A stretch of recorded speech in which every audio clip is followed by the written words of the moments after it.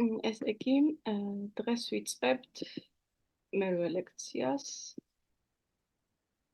და შესაბამისად ძალიან საინტერესო თემა გვექნება, რაც შეეხება პერიოდებს უკვე და შეძლებთ უკვე თქვენ რუკებში იმ პერიოდის განსაზღვრას, რაც გადიხართ ახლა.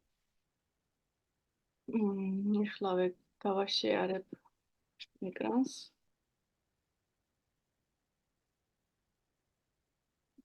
ჯერ პირველი, რასაც ვილაპარაკებთ, ეს არის ესეთი რაღაც არსებობს ვედურ ასტროლოგიაში იოგები, ანუ იოგა. და იოგა არის პლანეტების განსაკუთრებული განლაგება, რომელიც რაღაც კონკრეტულ შედეგს გვაძლევს. ანუ რაღაცა ესეთი ფიქსირებული განლაგებებია, რომ როდესაც ეს პლანეტა არის იქ, ან ერთი პლანეტა არის მეორე პლანეტიდან მეხუთე სახლში, ან რაღაც ესეთი, გვაძლევს რაღაც შედეგს. ესეთი იოგები არის ძალიან ბევრი, და რა ვიცი, სადღაც 1-500-ია, მაგრამ არსებობს შედარებით პოპულარული იოგები, რომლებიც ყველამ იცის და როგორ მუშაობს ახლა ესენი. ანუ არსებობს ასევე შეიძლება კომპიუტერში შეიყვანო ეს მონაცემები და რაღაც პროგრამა იყოს, რომელიც ითვლის, რომ აი ამ ადამიანს აქვს ეს იოგა, მაგრამ ესე არ მუშაობს. ანუ ეს ყველაფერი უნდა ისწავლოთ ზეპირად და როდესაც მე რუკას უყურებთ, რომელიღაცა განლაგება თუ თვალში მოხვდებათ, ნიშნავს, რომ მუშაობს. თორემ კომპიუტერში თუ შეიყვანთ, ამოვარდება ძალიან ბევრი იოგა, რომელიც ერთმანეთის საწინააღმდეგოა, მაგალითად ეს ამას ნიშნავს, რაღაცა ერთი რაღაცა და მეორე რაღაცა საწინააღმდეგოს ნიშნავს. ამიტომ ესე არა აქვს აზრი. აი მაგალითისთვის ახლა განვიხილოთ ყველაზე ცნობილი იოგები. მაჰაპურუშ იოგა არის ძალიან კარგი იოგა განლაგება, როდესაც რუკაში ამას იპოვით. შესაბამისად, ეს არის ძალიან კარგი იმ ადამიანისთვის, ვის რუკაშიც არის. და ეს მაჰაპურუშ იოგა ასევე სხვადასხვა იოგად იყოფა. მაგალითად, ხამსა იოგა არის, როდესაც იუპიტერი არის კენდრაში, საკუთარ ან ეგზალტაციის ნიშანში. ანუ თუ ვიღაცის რუკაში დაინახავთ, რომ იუპიტერი არის კენდრა სახლში, კენდრა იცით, არის პირველი, მეოთხე, მეშვიდე და მეათე სახლები. ზის იქ იუპიტერი და არის საკუთარ სახლში, ან შვილდოსანში არის, ან თევზებში, ან ეგზალტაციის ნიშანში და ეგზალტაციის ნიშანი იცით, იუპიტერის არის კირჩხიბი. მაშინ უძველეს ნაწერებში წერიან, რომ ეს ადამიანი არის მაღალი ცნობიერების, სულიერების, კეთილშობილი და პატივცემული, ვისაც ესეთი იოგა აქვს. და განსაკუთრებით ეს იოგები აქტიურდება შემდეგ მეორე ნაწილში ლექციის, როდესაც ვილაპარაკებთ პერიოდებში. ანუ, როდესაც იუპიტერის პერიოდი დადგება ამ ადამიანის ცხოვრებაში, ხო, განსაკუთრებით გამოჩნდება, რომ ეს ადამიანი არის მაღალი ცნობიერების მაგალითად. როდესაც ესეთი იოგა არსებობს. შეიძლება არსებობდეს ეს იოგა და იყოს რაღაცა მიძინებულ მდგომარეობაში. ანუ იუპიტერის პერიოდი არ იყოს, მაგრამ იუპიტერის პერიოდში იღვწებს. მალავია იოგა არის, როდესაც ვენერა არის კენდრაში საკუთარ ან ეგზალტაციის ნიშანში და შესაბამისად ადამიანს აქვს სიმდიდრე და ბედნიერება, ესე ითვლება. ბჰადრა იოგა არის მერკური კენდრაში და საკუთარ ან ეგზალტაციის ნიშანში და ერუდირებული, ჭკვიანი და მხიარული ადამიანია. შესაბამისად, ანუ ხვდებით, რომ როდესაც ეს პლანეტა არის კენდრაში, ხო, შესაბამისად ავლენს თავის საუკეთესო თვისებებს, ანუ თუ იუპიტერის შემთხვევაში იყო ეს სულიერების, მაღალი ცნობიერების ადამიანი, მერკურის შემთხვევაში არის ერუდირებული ადამიანი. რუჩაკა იოგა არის, როდესაც მარსი არის ამ მდგომარეობაში და ეს არის მარსის თვისებებს ფლობს ეს ადამიანი საუკეთესო, ანუ არის ბუნებრივი ლიდერი და არის გაბედული ძალიან და ბევრი რაღაცას აკეთებს მაგალითად ცხოვრებაში. და თუ სატურნის შემთხვევაში ავიღებთ, მაშინ სატურნიც მიუხედავად იმისა, რომ ნეგატიური პლანეტაა, სატურნიც შაშა იოგას ქმნის, სატურნი კენდრაში საკუთარ ეგზალტაციის ნიშანში და არის ლიდერი და გავლენიანი ადამიანი. ოღონდ ეს არის უფრო სატურნისეული ხასიათის ლიდერი, ეს არ არის მარსივით რაღაცნაირი მებრძოლი, ესეთი ქარიზმატული, ეს არის უბრალოდ აი გავლენიანი ადამიანი.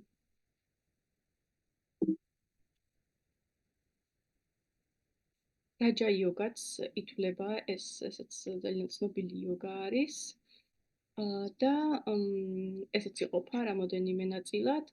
ესე იგი, ყველაზე ცნობილი არის ეს რაჯა იოგა კენდრის და ტრიკონის ფლობელების გაცვლა. და ეს არის წარმატება და მაღალი მიღწევები. ანუ ეს რას ნიშნავს?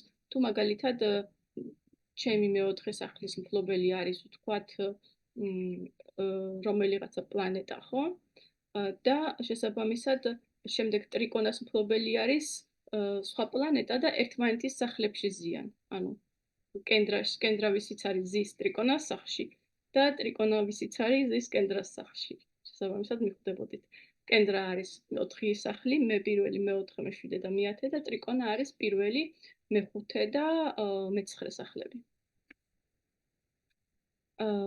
მაგალითად ვიპარიტა რაჯა იოგა არის მე-6, მე-8 და მე-12 სახლების კავშირი. ეს ნიშნავს, რომ ადამიანი აღწევს წარმატებას სირთულეებისა და დანაკარგების შემდეგ და კავშირი ნიშნავს იმას, რომ მაგალითად თუ მყავს მე-12 სახლის მფლობელი, მაგალითად იუპიტერი და ზის მე-8 სახლში. ეს ნიშნავს, რომ ამ ორ სახლს შორის არის კავშირი. ან მე-8 სახლის მფლობელი მყავს რაღაცა სატურნი და მიზის მე-6 სახლში. ესეც ამ ორი სახლის კავშირია. ანუ კავშირი არის, როდესაც ერთი სახლის მფლობელი ზის მეორე სახლში. შეიძლება ორმხრივიც იყოს, შეიძლება იყოს, რომ თქვათ მე-8 სახლის მფლობელი მიზის მე-6 სახლში და მე-6 სახლის მფლობელი მიზის მე-8 სახლში, ესეც შეიძლება იყოს. ანუ ეს არის სახლებს შორის კავშირი. და ასევე არის ძალიან იღბლიანი იოგა, შეერთება ასპექტი ან მფლობელების გაცვლა პირველი და მე-9 სახლის. ანუ მე-9 სახლი ხო არის გამართლებასთანაც დაკავშირებული, კარგი სახლია ძალიან და აქ იღბლიანია ძალიან ადამიანი თუ ეს იოგა აქვს და ანუ მფლობელების გაცვლას ვილაპარაკეთ პირველი და მე-9 სახლის, მაგალითად პირველი სახლის მფლობელი ზის მე-9 სახლში და მე-9 სახლის მფლობელი ზის პირველ სახლში, ეს არის მფლობელების გაცვლა. ან შეერთებაში არიან, მაგალითად, პირველი სახლის მფლობელი არის მერკური, მე-9 სახლის მფლობელი არის სატურნი და ზიან ერთად მე-6 სახლში სატურნი და მერკური. ეს არის შეერთება. გავიმეორებ თუ ვერ მიხვდით, მაგალითად, პირველი სახლის მფლობელი არის მერკური, მაგალითად, თუ მე-9 სახლის მფლობელი არის რაღაცა სხვა პლანეტა, იუპიტერი იყოს, არა აქვს მნიშვნელობა. და ეს ორივე პლანეტა, ეს მფლობელები ამ სახლების, ხო, ზიან სადღაც ერთად. შეიძლება მე-4 სახლში იზიან, შეიძლება მე-3 სახლში, არა აქვს მნიშვნელობა.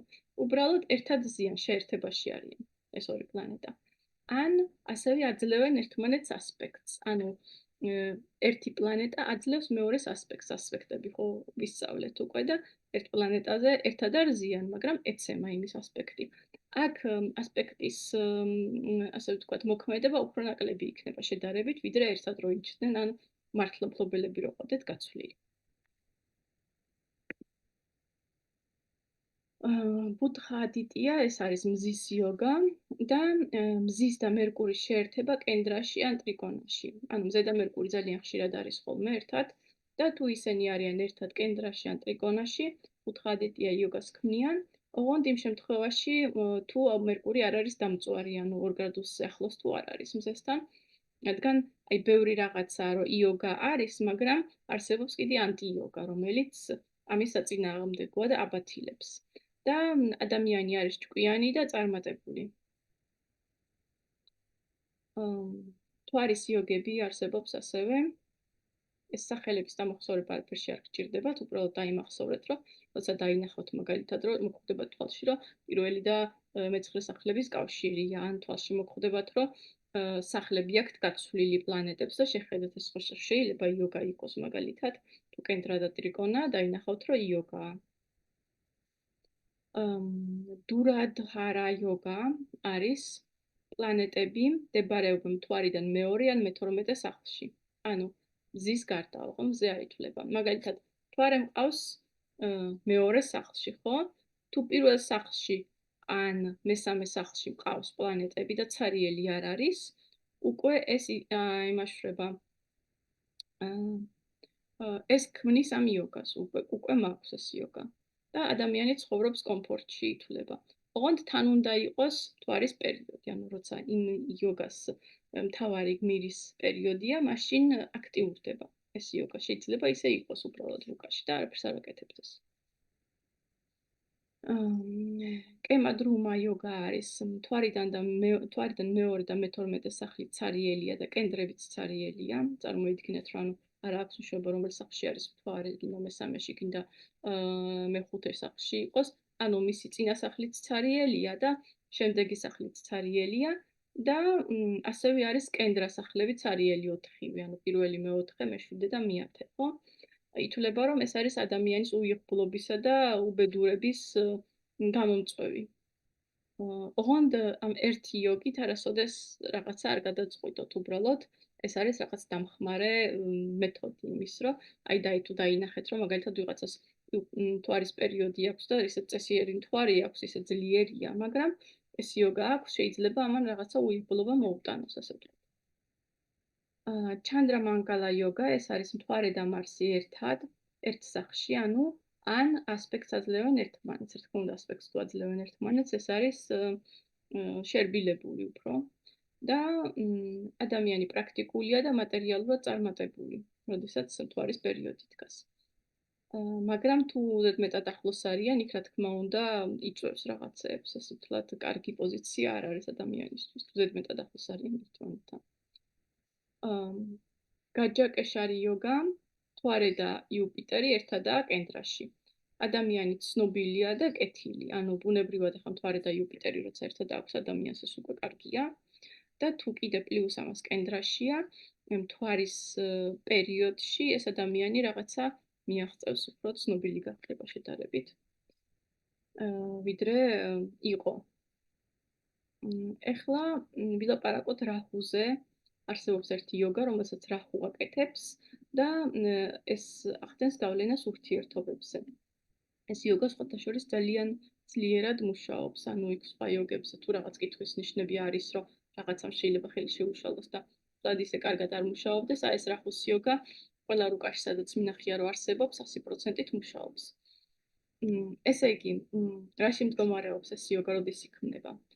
მოხა იოგა ქვია და იქმნება, როდესაც რაჰუს დესპოზიტორი, ანუ ეს ნიშნავს, რომ რაჰუ რომელ სახლშიც არის, იმ სახლის მფლობელი პლანეტა, ანუ რაჰუს მასპინძელი, მაგალითად თუ კუროში ზის რაჰუს დესპოზიტორი არის ვენერა, თუ ზის ტყუპებში რაჰუს დესპოზიტორი არის მერკური.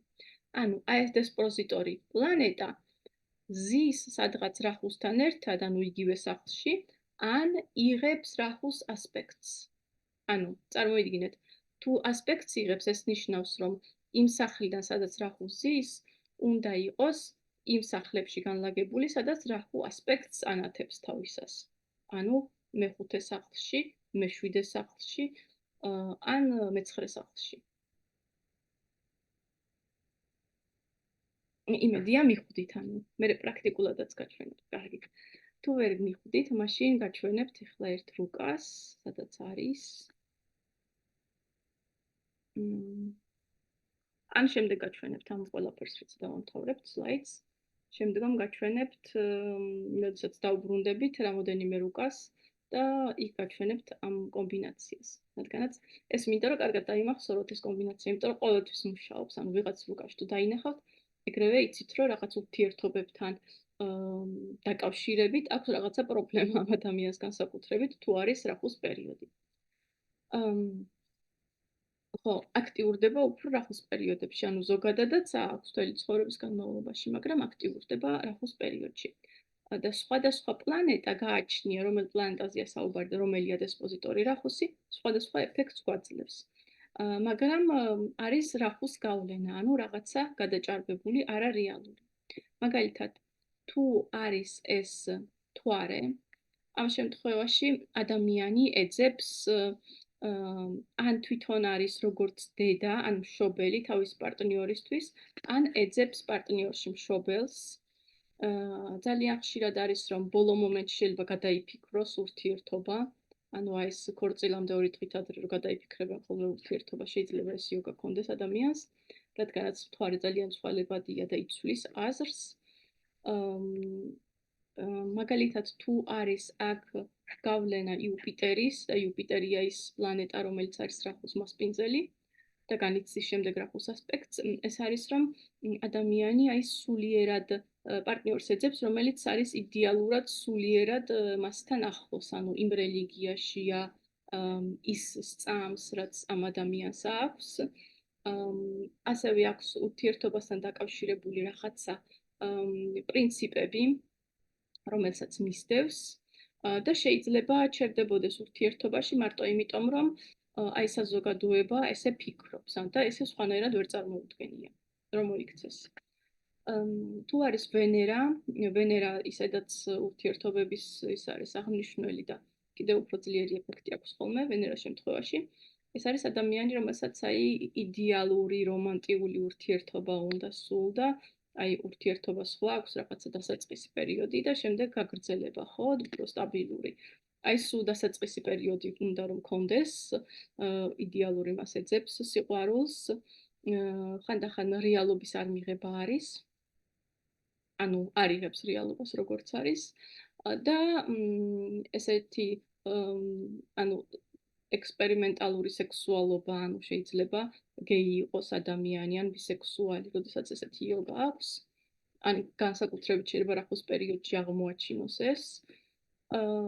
მერკური როცა არის, ადამიანი ეძებს ძალიან, ანუ მეგობარს ეძებს უფრო და ძალიან ხშირად არის, რომ ასაკით შეუფერებელია ხოლმე, თუ მერკური არის ამ იოგაში, ან ძალიან დიდია, ან ძალიან პატარაა და რაღაცნაირად თითქოს ერთმანეთის არ ესმით ამ ადამიანებს, ანუ ან ასაკობრივი სხვაობა აქვთ თითქოს ისე, რომ ერთნაირი ინტერესები არ აქვთ. აი ესეთი და ადამიანი ეძებს იდეალურ ინტელექტს, ხო? ანუ რაც უფრო ჭკვიანია ადამიანი, იმისთვის უფრო მომხიბვლელია. მიკროფონი გამოსწოს. და სად ვიყავი? ხო, მარსი დარჩა. მარსის შემთხვევაში ადამიანი ეძებს ყოველთვის თანამოაზრეს იდეალურს და უნდა რომ ყველაფერი ერთად გააკეთონ, ანუ რომ ერთმანეთის გარეშე, ანუ ცალკე არ კონდათ ინტერესები, ერთად უნდა იყვნენ და თან ახლა მარსი და რახუ უფრო ფეთქება, ანუ მარსი ხდის რახუს უფრო ფეთქებაც, ასე ვთქვათ, და შეიძლება აი კონფლიქტური იყოს ზედმეტად ეს ადამიანი ურთიერთობებში. მე მგონი ყველა პლანეტა ჩამოვთვალე. სატურნი დამრჩა. სატურნის შემთხვევაში არის ხოლმე აი ესეთი ზედმეტი კონტროლი პარტნიორის მხრიდან, ანუ ერთი პარტნიორი აკონტროლებს ზედმეტად მეორეს და ძალაუფლების გადამეტება, ანუ ადამიანი ეძებს რაღაც უთანასწორო ურთიერთობებს ყოველთვის.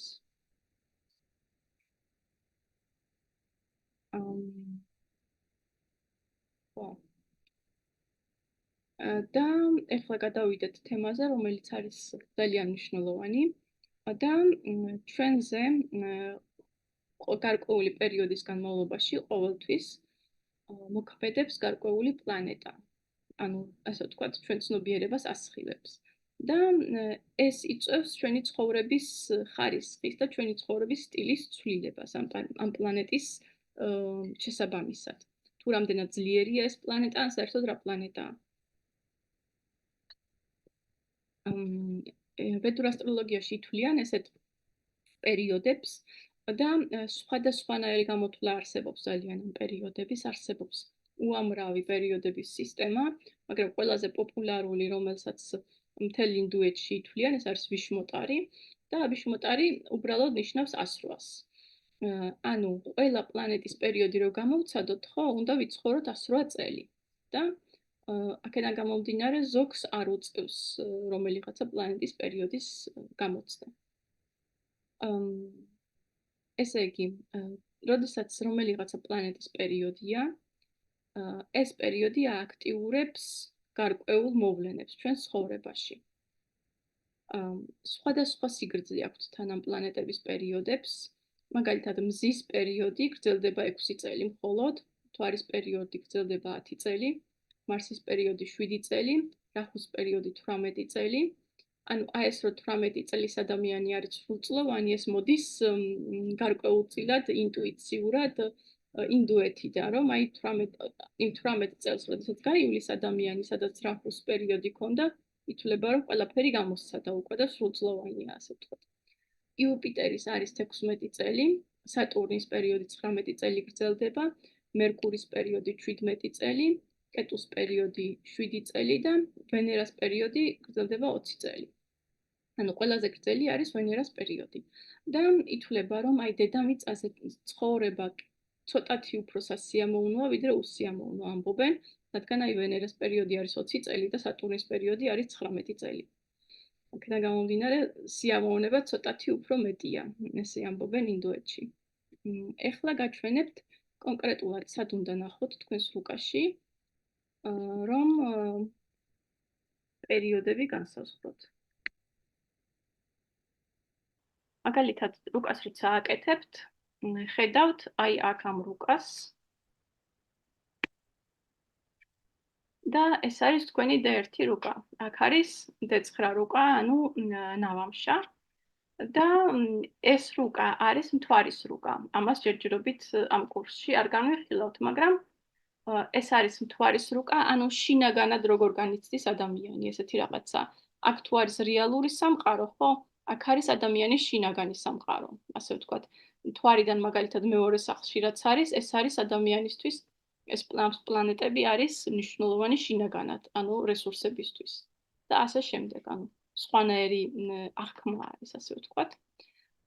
და შემდეგ აი აქ არის ჩამოთვლილი პლანეტები, გრადუსები, რომელ ნიშანშია მოხვედრილი პლანეტა, შემდეგ ნავამშაში რომელ ნიშანშია პლანეტა მოხვედრილი, აქ არის ვარსკვლავები, 27 ვარსკვლავი არსებობს, რომელიც ძალიან დეტალურია და დეტალური ხასიათი აქვს ვარსკვლავებს. შემდეგ თუ შეისწავლით ვარსკვლავებს, ხო? აი ვარსკვლავები გვაძლევენ 100%-იან ცოდნას პლანეტაზე. ანუ ის რომ მაგალითად მარსი არის იმაში, რა ქვია, ლომში, ხო, რაღაცა სხვა ამბობს ადამიანზე, მაგრამ როდესაც ნახავთ მე რომ როდესაც ვარსკვლავებს ისწავლით და მარსი მაქა ნაქშატრაში, უკვე აი ისეთი უტყუარ ცნობებს მოგაწვდით ეს ადამიანზე, რომ აი იმის იქით არ არსებობს, ანუ ყველა ადამიანი, ვისაც მარსი მაქა ნაქშატრაში აქვს, არის ძალიან დიდი ეგო და არის ძალიან ამაყი ყველა ვარიანტში, იმიტომ რომ ეს მაქა ნაქშატრას ხასიათებიდან გამოდის, ასე ვთქვათ. და იქიდან გამომდინარე, მე ანუ ამას კი არ უყურებ ხოლმე ნიშნებს, უფრო ვარსკვლავებს უყურებ და ვარსკვლავებით სხვათა შორის შეგიძლიათ ბევრი გაიგოთ ადამიანზე, თუ არ იცით მისი დაბადების საათი ზუსტად, რადგანაც ვარსკვლავებში ჩერდება პლანეტები და ყველა ვარიანტში ინფორმაციას მოგცემთ. რა ნიშანშია პლანეტა, იმდენ ინფორმაციას არ მოგცემთ. იმიტომ რომ სახლები არ გეცოდინებათ, თუ იმ ადამიანის დაბადების დრო არ იცით. შემდეგ, აი პერიოდებისთვის გადადიხართ, აი აქ აწერია პერიოდს, მესამე დადაყოფზე და აქ ხედავთ, აი ეს პირველი, რასაც უყურებთ, ამ მეორეს და მესამეს არ აქცევთ ყურადღებას. გითხარით, რომ ძალიან ბევრი პერიოდები არსებობს და დაყოფა. და ეს პირველი პერიოდები არის ის, რასაც ყველა იყენებს და არის ყველაზე მნიშვნელოვანი. და ვიშმოტარი დაშაა ეს. ანუ აი აქ წერია თარიღები, როდის რომელი პლანეტის პერიოდი იწყება თქვენთვის. და ასე ვთქვათ, რაც უფრო ზუსტია თქვენი დაბადების დრო, მით უფრო ზუსტად არის ეს პერიოდები. თუ თქვენი დაბადების დრო არ არის ზუსტი, ხო შეიძლება თქვენ გაიხსენოთ, რომ აი 2023 წლის ოქტომბერში არ შეიცვალა ჩემი ცხოვრება დიდად, მაგრამ ნოემბერში შეიცვალა თითქოს ყველაფერი ჩემ ცხოვრებაში და მივხვდები, რომ ნახეთ, აი ოქტომბერი წერია აქ, მაგრამ ახლა ნოემბერში შეიცვალა, ამიტომ საათი ცოტათი უნდა გადავწიო ისე, რომ აქ დამიჯდეს ნოემბერი. ანუ აი პერიოდების მიხედვით ვასწორებთ უკვე საათს ცოტათი, თუ აცდენაა. შემდეგ უკვე ვაანალიზებთ რისი პერიოდი გვაქვს. ანუ მაგალითად, ახლა აი ადამიანს აქვს ვენერას პერიოდი, ხო, დაიწყო 2023 წელს. ეს ნიშნავს, რომ ყველა პლანეტას აქვს თავისი ხასიათი, ასე ვთქვათ, თავისი ენერგია და ამ ადამიანის ცხოვრებაში შემოვიდოდა ვენერას ენერგია. ახლა სათითაოდ ვილაპარაკოთ პერიოდებზე, რომელი პლანეტის პერიოდი ზოგადად რა თვისებებს ააქტიურებს და რა ენერგიას ააქტიურებს.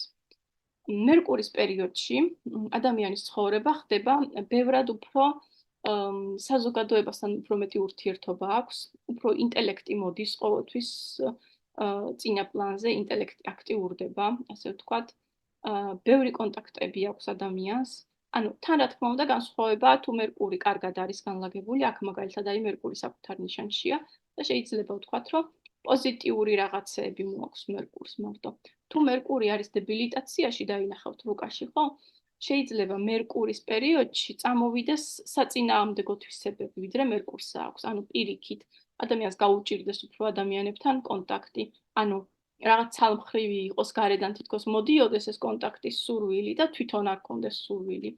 მაგრამ ზოგადად ძირითადად არის ხოლმე ისე, რომ მერკური ძალიან იშვიათად არის ისეთ დაზიანებული, რომ პირიქით ძალიან ცუდ პრობლემებს უქმნიდეს ადამიანს, რადგანაც თვითონ პოზიტიური პლანეტაა, როგორც ასეთი მერკური. კიდე რაღაცის სწავლას იწყებს ადამიანი ამ პერიოდში. შეიძლება სწავლას არ იწყებდეს, მაგრამ აი დაიწყოს წიგნების კითხვა, ანუ ინტელექტი იმაშურება, აქტიურდება ამ პერიოდში.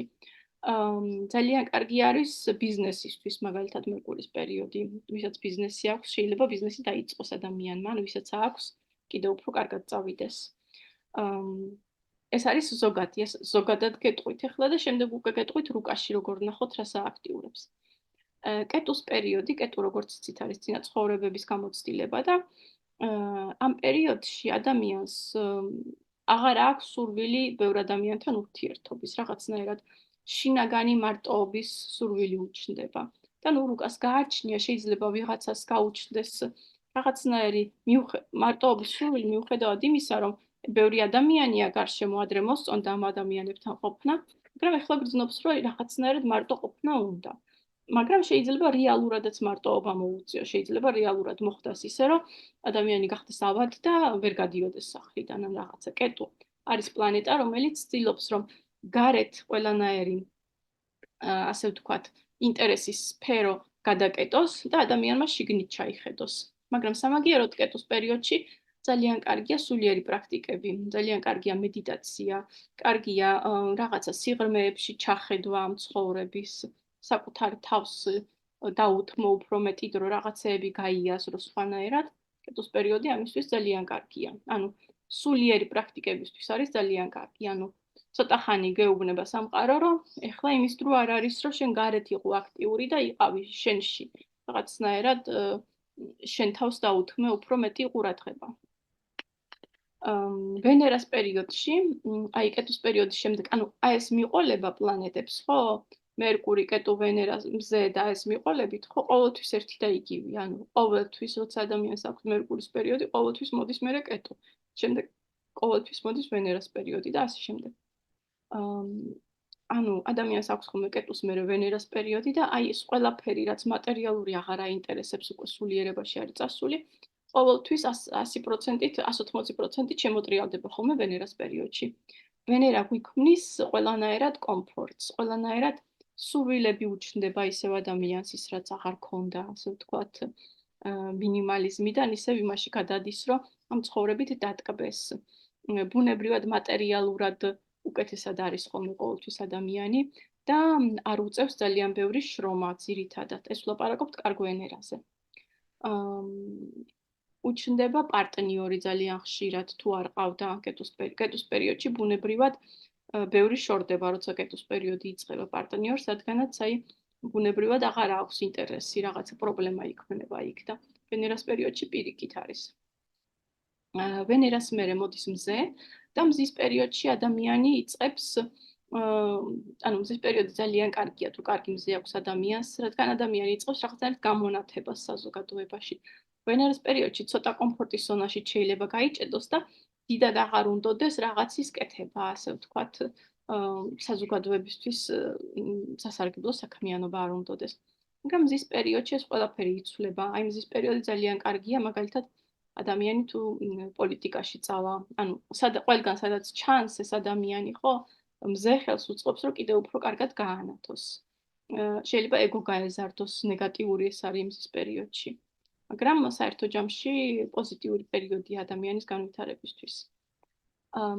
შემდეგ მოდის ყოველთვის მთვარის პერიოდი და მთვარის პერიოდში ადამიანი ხდება უფრო ემოციური აუცილებლად ყველა ვარიანტში და ანუ ამ ადამიანის ემოციურ სხეულზეა დამოკიდებული აბსოლუტურად მთვარე როგორი იქნება. თუ იქამდე ისწავლა თავის ემოციებთან ურთიერთობა და არა აქვს აი შენახული დაგროვილი ემოციები ემოციურ სხეულში, მაშინ არის ძალიან ბედნიერი მთვარის პერიოდში, რადგან უფრო ღრმად შეიგრძნობს სამყაროს, ანუ ბედნიერებას უფრო ღრმად შეიგრძნობს. მაგრამ თუ იქამდე რაღაცა იკავებდა ემოციებს ან საკუთარ თავთან გაუწყოება ქონდა, მაშინ აი მთვარის პერიოდში ამას ვეღარ ატარებს უკვე ისე, ასე ვთქვათ, ვეღარ აჩერებს ამას და შეიძლება რაღაც პანიკური შეტევები დაეწყოს ან რაღაცა ნეგატიურში გამოვლინდეს მთვარის პერიოდში ზოგადად.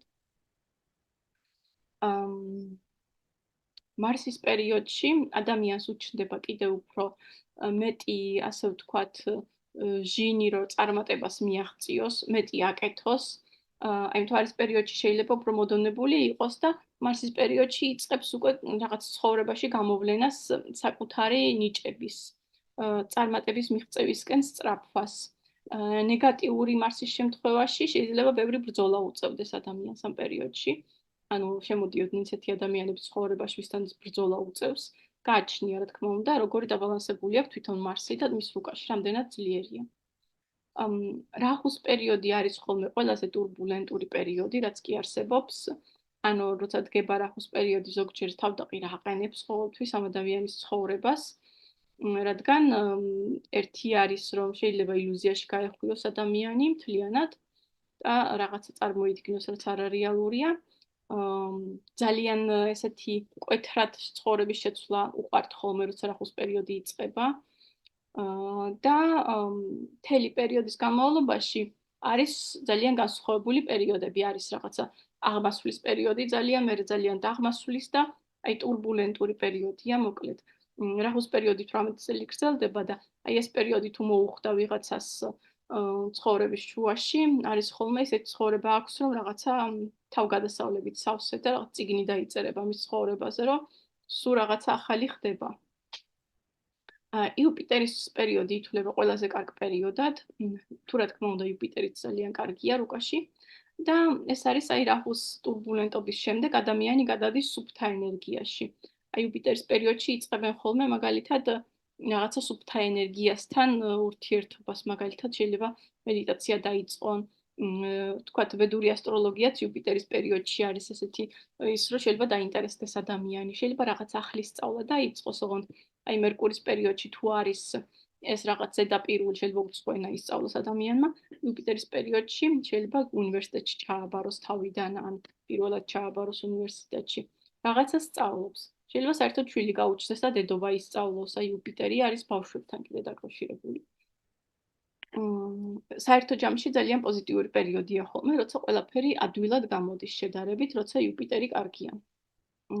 და თუ არ არის იუპიტერი კარგი, მაშინ რაღაცები შეიძლება ნეგატიური მოხდეს, მაგრამ აუცილებლად ადამიანი როცა გავა რამოდენიმე წელი იტყვის, რომ აი ეს რაღაც მოხდა, მაგრამ ჩემთვის იყო კარგი, ანუ იუპიტერი კარგსაც აკეთებს, ანუ ყველა ვარიანტში კარგს აკეთებს, ოღონდ ზოგჯერ შეიძლება როგორც ნეგატივი ჩანდეს თავიდან.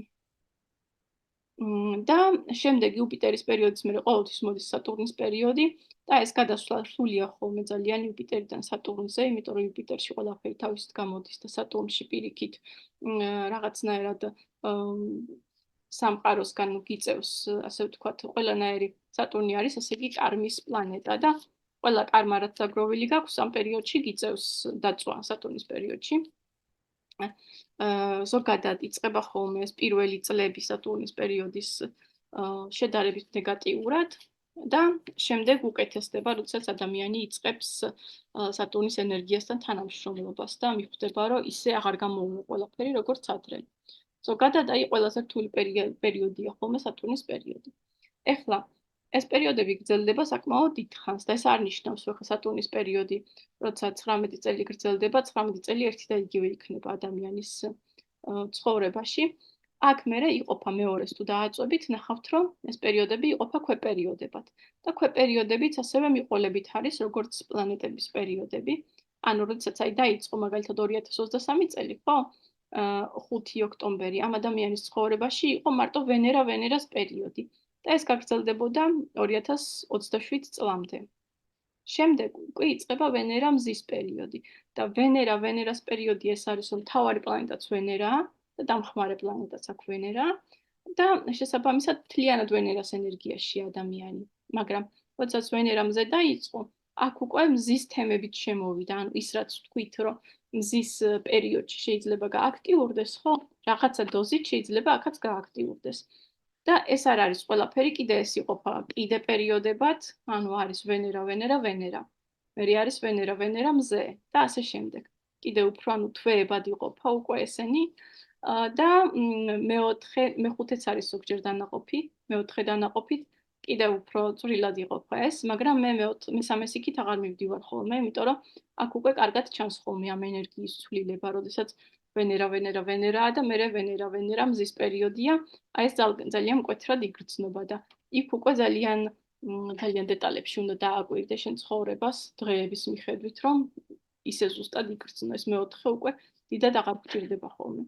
და აი ეს მესამე პერიოდები არის ის, რაც რეალურად იწვევს რაღაცას. ანუ აი ეს დიდი პერიოდი არის ესეთი ფონი ცხოვრების, მეორე პერიოდი დამხმარე, ესეც ფონთან დაკავშირებულია, აი თვითონ კონკრეტულად რეები მოხდება ცხოვრებაში არის აი მესამე პერიოდის დამსახურება. ანუ აი ამ პერიოდში, როდესაც ვენერა რა აქვს ადამიანს, რა თქმა უნდა, ვენერას თემები იქნება აქტიური, მაგრამ შეიძლება ცოტა ხანი გაერიოს, ცოტა ხანი რაღაცა ილუზორული შემოვიდეს, ანუ რაჰუს თემები შემოვიდეს ცხოვრებაში.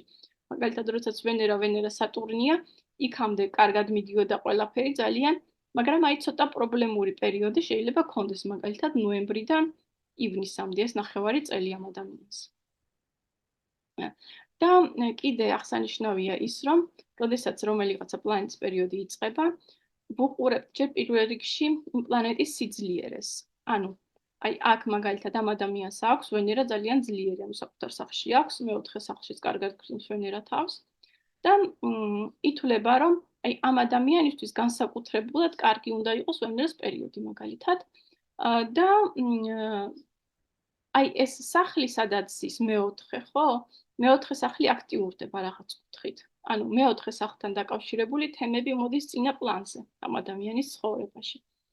როდესაც მაგალითად ადამიანს დაეწყებოდა სატურნის პერიოდი, ხო? სატურნი უზის მე-12 სახლში, ჯერ ერთი სატურნის პერიოდია, მერე მე-12 სახლი. და საკმაოდ რთული პერიოდი იქნებოდა, იმიტომ რომ ჯერ სატურნი სადაც რთულია და მერე მე-12 სახლი გააქტიურებდა დანაკარგებს, გააქტიურებდა რაღაც მოულოდნელობებს ადამიანის ცხოვრებაში, ანუ მატერიალურისგან გასვლას, არათავისინებით, იზოლაციას. ან მერვე სახლის პერიოდი, როცა პლანეტის პერიოდი როცა არის, როცა მერვე სახლში ზის, ან მე-6 სახლში ზის, ანუ შედარებით ნეგატიური პერიოდებია და თუ კარგ სახლში ზის პლანეტა და კიდე ძლიერია ეს პერიოდი, მაინც შედარებით პოზიტიურია ხოლმე. ამასთან ერთად აი ეხლა ხვდებით ალბათ რას ნიშნავს, რომ პლანეტები როცა პოზიტიურ სახლებში აქვს ადამიანს, ხო, შესაბამისად ის პერიოდები, როცა აქტიურდება პოზიტიური სახლი და არა მაგალითად ამ ადამიანს აი მერვე სახლი საერთოდ ცარიელი აქვს, ანუ ვერც ერთი პლანეტა ვერ გაუაქტიურებს მერვე სახლს. და იმასთან ერთად ის პლანეტა სადაც ზის, იმასთან ერთად აქტიურდება კიდე იმ პლანეტის მეორე სახლიც. აი მაგალითად აქ ხო ზის მეოთხე სახლში, ხო? მეოთხე სახლის მფლობელიც არის. და ამასთან ერთად გააქტიურდებოდა მე-11 სახლიც რაღაცა დონით, რადგანაც ესეც ვენერას ეკუთვნის. ანუ ესეც ვენერასია. აი, როდესაც იქნებოდა მთვარის პერიოდი, მაშინ გააქტიურდებოდა ის სახლი, სადაც მთვარე ზის, ანუ პირველი და ანუ საკუთარ თავთან, საკუთარ სხეულთან, საკუთარ მესთან დაკავშირებული თემები წამოვიდოდა წინ. და ასევე, რა თქმა უნდა, მეოთხე სახლი მფლობელი არის კიდე მთვარე და თავის სახლში ზის, პირველი სახლი გააქტიურდებოდა კიდე პლუს ამას.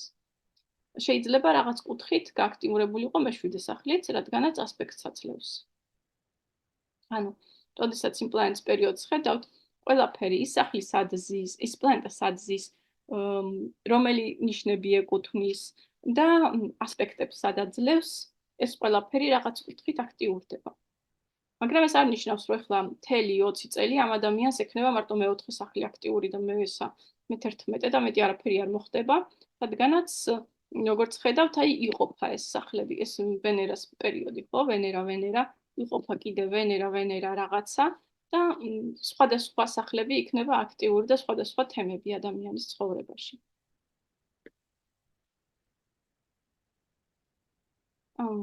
ხო, ბარემ რახან აქ ვართ, იმასაც გაჩვენებთ, აი რახუზე როდესაც გითხარით. უყურეთ, რახუ, აი ახლა მოხა იოგა რომ ვნახოთ ამ რუკაში არის თუ არა. უყურებთ პირველ რიგში რახუ სად არის, ხო? რახუ ზის ვენერას სახლში. ანუ ერთადერთი შანსი რომ რომელიღაცა პლანეტასთან იქნებოდეს მოხა იოგა, ეს არის ვენერა, ხო? შევხედავთ მერე ვენერა სად ზის. ვენერა ზის აი აქ, ხო? გადავითვლით რახუს ასპექტს, რომელიც ახლდება პირველი, მეორე, მესამე, მეოთხე, მეხუთე. აი აქ აძლევს რახუ ასპექტს, ხო? ანუ ესე იგი გადარჩა ეს ადამიანი და არა აქვს ეს იოგა. აი ვენერა რომ ჯდარიყო, აი აქ, მაშინ ვიტყოდით, რომ კი ამ ადამიანს აქვს ეს იოგა. ან ვენერა რომ ჯდარიყო, მე7 სახლშიც ის ასევე აძლევს რახუ ასპექტს. ან რომ ჯდარიყო მე9 სახლში რახუს მდებარეობიდან, იქაც აძლევს ასპექტს, ხო? ან თვითონ რახუსთან ერთად აქვე იჯდეს, მაშინაც აძლევს ასპექტს რახუ და შესაბამისად ეს იოგა აქვს ადამიანს. კიდე რა მინდოდა მეთქვა? ხო. ანუ ამ ლექციის მასალასთან დაკავშირებით სულ ეს არის რაც მინდოდა მეთქვა და ეხლა მინდა იმაზე გადავიდეთ, როგორ უნდა წაიკითხოთ რუკა. ანუ როდესაც რუკას კითხულობთ, ხო, დასაწყისში, თავიდან. მე ძალიან მიყვარდა ხოლმე რუკების ამოხაზვა, ანუ აი კომპიუტერში არ კითხულობდი და ყოველთვის ხელით ხაზავდი. ჩაწერთ ასპექტებს აუცილებლად და შემდეგ იწყებთ პლანეტების ძალის შეფასებას. ანუ იწყებთ რომ აი ვთქვათ მთვარე რომელი ნიშანშია, რამდენად ძლიერი იქნება, იუპიტერი რომელი ნიშანშია, რამდენად ძლიერი იქნება, სათითაოდ პლანეტებს შეაფასებთ.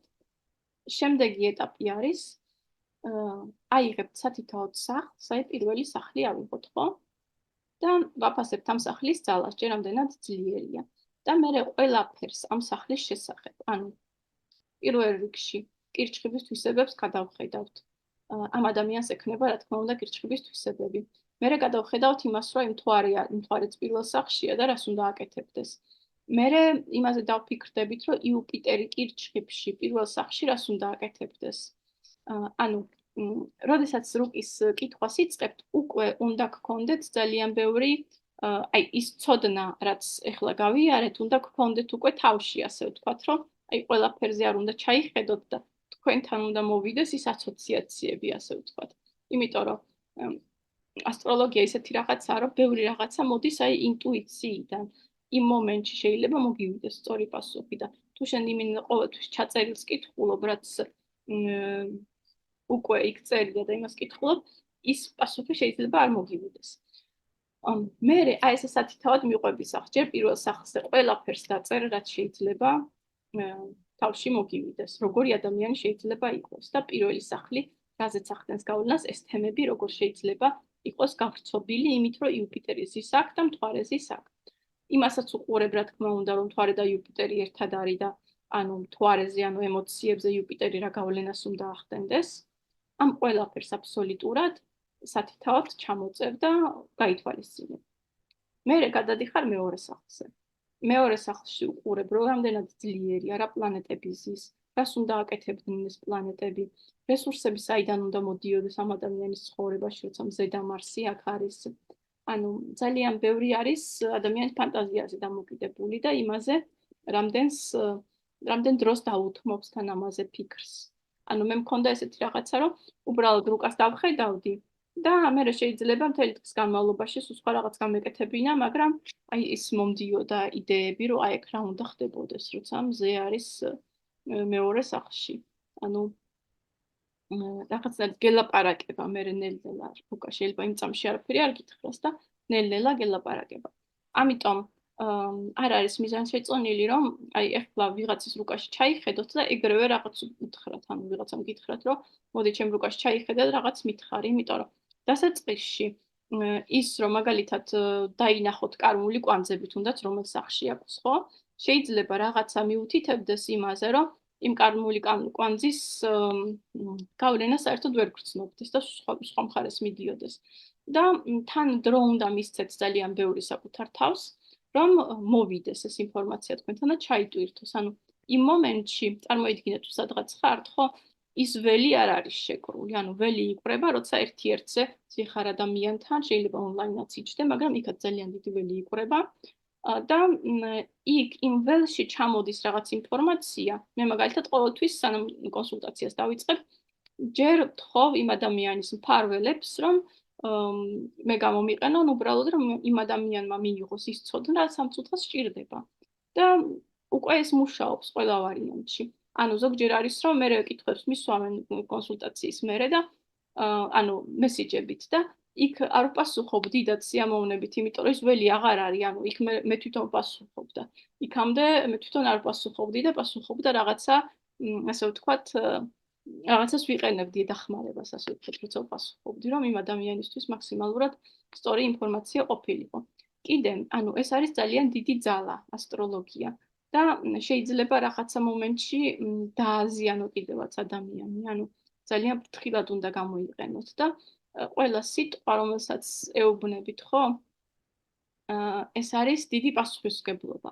იმიტომ რომ იმ სიტყვით შეიძლება იმ ადამიანის ცნობიერებაზე ძალიან დიდი გავლენა მოახდინო არასწორი კუთხით. აქედან გამომდინარე, ჯერ კარგა ხანი სხვა ადამიანებს, ანუ თქვენთვის ისწავლეთ ასტროლოგია, თქვენთვის ვისაც იცნობთ, ყველა შეეკითხეთ დაბადების თარიღი და გააკეთეთ რუკები, დააკვირდით, აი ეს უბრალოდ რაც ისწავლეთ, ახლა ეს არის ანბანი, ასე ვთქვათ.